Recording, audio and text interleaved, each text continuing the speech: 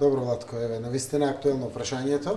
Прво, јас навистина жалам и се извинувам за сите оние кои што ги разочарав со ваквата изјава или ги повредив чувствата на граѓаните кои што ја слушаа изјавата.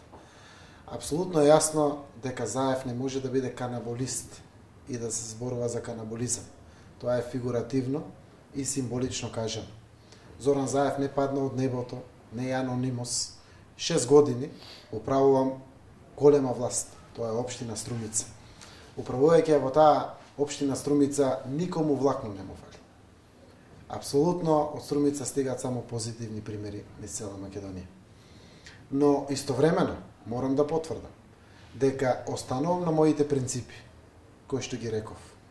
А тоа е дека до крај, максимално, ќе се борам против сите реперкусии и репресии кои што се случуваат врз граѓаните и врз моите социјалдемократи, само заради тоа што не се членови на владеачката партија.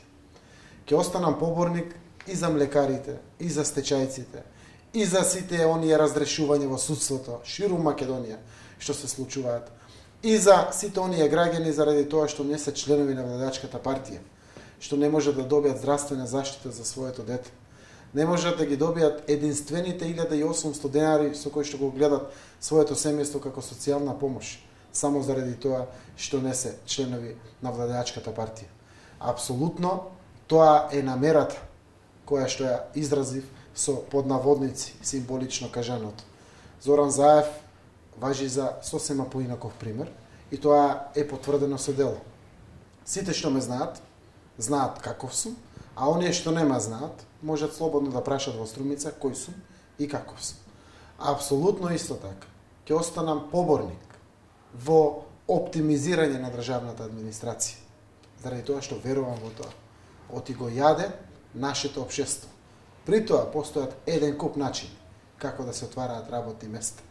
Со концесиите на јавните овластувања, јавните приватни партнерства, се одлични методи на пружање на сервис на граѓаните со услуги кои што ќе ги изведува приватниот сектор. А при тоа граѓаните би биле и позадоволни и со подобра плата. Верувам во ваквите принципи, ако треба и политички, сум подготвен да загинам, во она што верувам до крај да се борам. Ако некој има намера да ги извитопери целосно изјавите, сечејќи фрагменти и сегменти од она што го зборувам пред моите членови во Валандово, тоа е негова причина.